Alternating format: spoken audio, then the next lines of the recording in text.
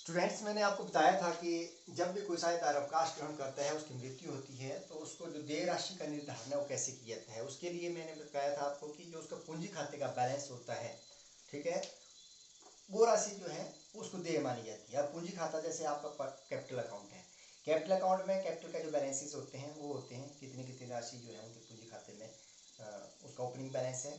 साथ ही जो रिवैल्यूएशन का प्रॉफिट और लॉस है वो ट्रांसफर होता है, ठीक है। इसी तरह से गुडविल का हिस्सा उनको ट्रांसफ़र किया जाता है जो टायर होने वाला पार्टनर है या सभी साझेदारों में एडजस्टमेंट के आधार पर। इसी तरह से कोई अनडिस्ट्रीब्यूटेड प्रॉफिट है, ठीक है ना, उसको ट्रांसफ़र किया जाएगा पार्टनर्स कैपिटल अकाउंट में। तो इस तरह से जो पार्टनर्स कैपिटल अकाउंट बनता है उसके जो बैलेंसेस होते हैं उसके आधार पर पता लगता है कि कितना कितना बैलेंस उनका क्रेडिट में है और कितना राशि जो है रिटायरिंग पार्टनर में से जो भी होगा उसको दी जाती है। तो जो देय राशि का निर्धारण जो पूंजी खाते के बैलेंस के आधार पर हम बताते हैं। और उसके बाद किस तरह से भुगतान किया जाएगा, तो मैंने उसके लिए दो विधि बताई थी। एक क्वेश्चन नंबर 23 जो मैंने पिछले कल करवाया था आपको, ठीक है, उसमें मैंने आपको बताया था कि जो रिटायरिंग पार्टनर था उसको जो राशि है उसको हमने एक साथ एक मुश्त भुगतान की, that is by lump sum payment method, एक मुश्त उसका भुगतान किया।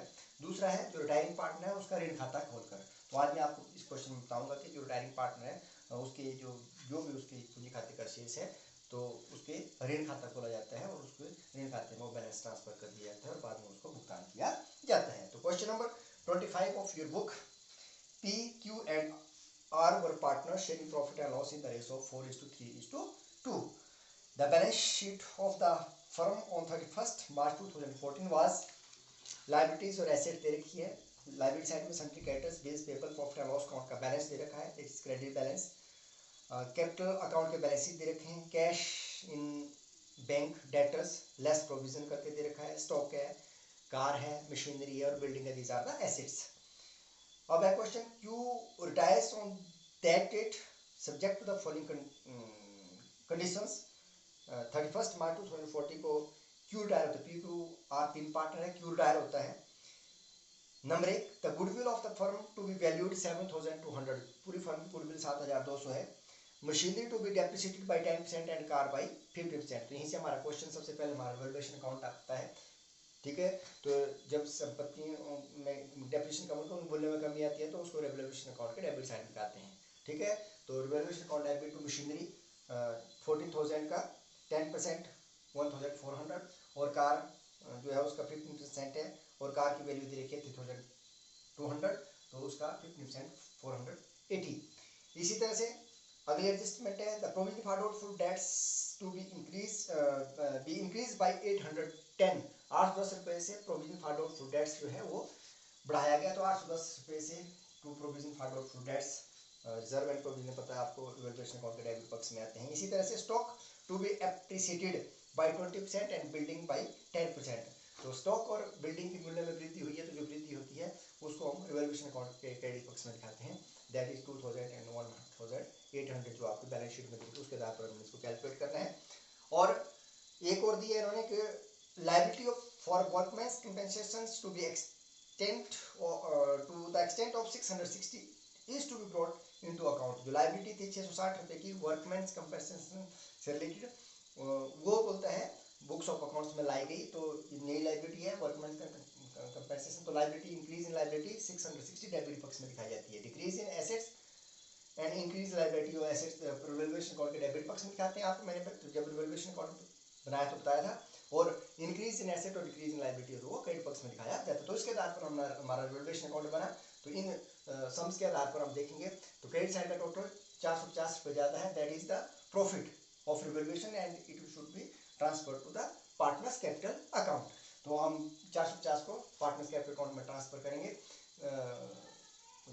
प्रॉफिट शेयरिंग रेशो के आधार पर। तो जब हमारा रिवैल्यूएशन अकाउंट बन जाता है उसके बाद पार्टनर्स कैपिटल अकाउंट बनता है। पार्टनर्स कैपिटल अकाउंट में सबसे पहले जो बैलेंस है कैपिटल का, जो बैलेंस शीट दे रखी है आपके पास, ठीक है, उसमें दिया हुआ है 16,000 पी का, 12,000 क्यू का और आर का 10,000, ठीक है। क्यू रिटायर होता है, इसमें लिखा हुआ है क्यू रिटायर्स। तो पी क्यू आर में क्यू जो है वो दूसरे जो पार्टनर है वो रिटायर हो रहा है। इसी तरह से रिवैल्यूएशन का जो प्रॉफिट है 450, ठीक है, इसको हमने ट्रांसफर किया होगा किस रेशो में 4:3:2, that is the old ratio. तो ओल्ड रेशो में ट्रांसफर करेंगे तो ये आएगा आपका 200 150 और 100 इस तरह से 450 रुपये जो प्रॉफिट है, ओल्ड रेशो 4:3:2 4:3:7 9 4/9 3/9 और 1 2/9 9 5 45 4 5 20 200 और 150 और 100 रुपये, इस तरह से कैलकुलेट करना है आपने। इसी तरह से आगे गुडविल दे रखी है फर्म की 7200, goodwill of the firm is 7200। अब क्यू शेयर जो डायरेक्ट पार्टनर का हिस्सा निकालेंगे हम, तो 7200 का उसका हिस्सा है 3/9, उसको करेंगे तो 2400 जो है क्यू शेयर ऑफ गुडविल निकलता है डायरेक्ट पार्टनर्स कैपिटल का।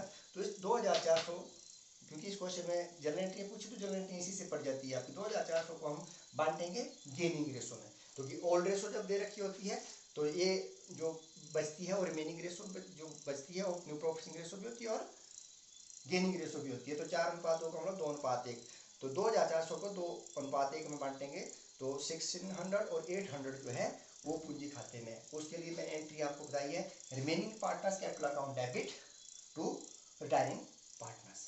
तो remaining partners capital account debit ये आ गया to retiring partner to P to R, ठीक है।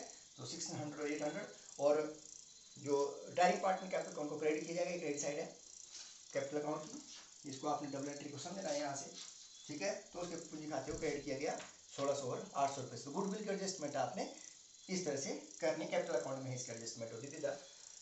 Help of partners capital account goodwill की एडजस्टमेंट होती है जब गुडविल करवाया था, मैंने आपको बताया है। इसी तरह से प्रॉफिट एंड लॉस अकाउंट का जो बैलेंस था वो दे रखा था लायबिलिटी साइड में, that is the credit balance of the profit and loss account, undistributed profit जिसको हम कहते हैं। तो इसको ट्रांसफर किया जाएगा, ठीक है, profit and loss account debit to all partners capital account में। तो ये जो हमारे पास 9000 है प्रॉफिट एंड लॉस अकाउंट का बैलेंस, इसको ओल्ड रेशो में 4:3:2 में बांटेंगे तो 4000 3000 और 2000 आएगा।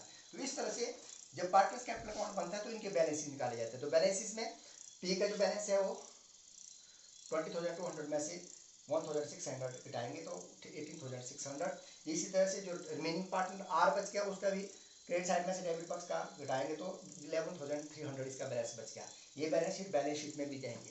लेकिन जो रिटायरिंग पार्टनर है उसका क्रेडिट बैलेंस है, डेबिट में कुछ नहीं है। क्रेडिट बैलेंस में क्रेडिट साइड का टोटल है 17,550 रुपये, 17,550।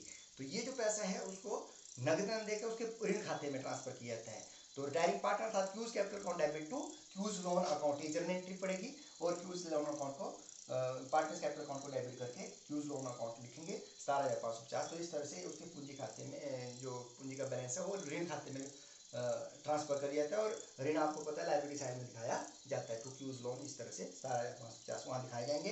तो इसका टोटल करके कैपिटल अकाउंट बनेगा। और उसके बाद फिर हमारी बैलेंस शीट बनती है। बैलेंस शीट में रिवाइज वैल्यू बनती है। कैश एट बैंक दे रखा है 5,200, उसमें कोई चेंज नहीं है। डेटर्स 6,400 है, जबकि ओल्ड जो प्रोविजन रखा है उसमें वो 200 था, लेकिन इसको बढ़ाया गया 810 रुपये से। तो 810 जमा 200 तो 1010 रुपये टोटल लेस प्रोविजन किया जाएगा, तो 5,390 आएगा। स्टॉक की वैल्यू जो इंक्रीज और डिक्रीज है उसके आधार पर स्टॉक की वैल्यू में वृद्धि हुई है, तो 12,000 10,000 से 20% 2,000 12,000। कार की वैल्यू में वृद्धि हुई है, ठीक है, स्टॉक नहीं सॉरी कार की वैल्यू में कमी हुई है, उसको हमने लेस करके दिखाया है। इसी तरह से मशीनरी की वैल्यू में भी कमी हुई है, उसको हमने लेस करके दिखाया। और वेल्डिंग की वैल्यू में वृद्धि हुई है 10% से 18,000 से 10% 1,800 तो 19,800, इस तरह से इंक्रीज और डिक्रीज। रिवाइज वैल्यू पर हमने एसेट को दिखाया। और लायबिलिटीज़ को भी रिवाइज वैल्यू का मतलब है कि जो चेंजेस हुए उनको दिखाएंगे, अन्यथा वैसे दिखाएंगे। क्रेडिटर्स 7,600 देते हैं, बिल्स पेबल 2,000 दे रखे हैं, बैलेंस शीट में एज लिखे जाएंगे, नो चेंज। इसी तरह से वर्कमैन्स कंपनसेशन फंड जो न्यू लायबिलिटी क्रिएट हुई है उसको लायबिलिटी साइड में दिखाएंगे। क्यू का लोन ऋण खाता आपको तो लायबिलिटी होता है वो 17,550 जो यहाँ पे बैलेंस शीट में दिखाया था, यहाँ पे दिखाया जाएगा। और पार्टनर्स कैपिटल अकाउंट के जो बैलेंस हैं वो यहाँ पे दिखाए जाएंगे। और जब आप बैलेंस शीट का टोटल करेंगे तो दैट इज 57,710। इस तरह से ये बैलेंस शीट बनती है। तो जब भी कोई क्वेश्चन आता है तो सबसे पहले वैल्यूएशन अकाउंट बनाया जाता है, उसके बाद पार्टनर्स कैपिटल अकाउंट बनाया जाता है, और उसके बाद फिर बैलेंस शीट में उसका इफेक्ट दिखाया जाता है कि एसेट्स और लायबिलिटी में क्या चेंजेस आई है। तो इस तरह से ये फुल क्वेश्चन है, और इससे रिलेटेड आपने और क्वेश्चन करने हैं तो इसके साथ रिटायरमेंट से संबंधित क्वेश्चन है उनको आपने करना है। उसके बाद हमने डेथ ऑफ पार्टनर्स हैं उससे रिलेटेड कुछ एडजस्टमेंट उनको करेंगे, फिर ये चैप्टर कंप्लीट होता है।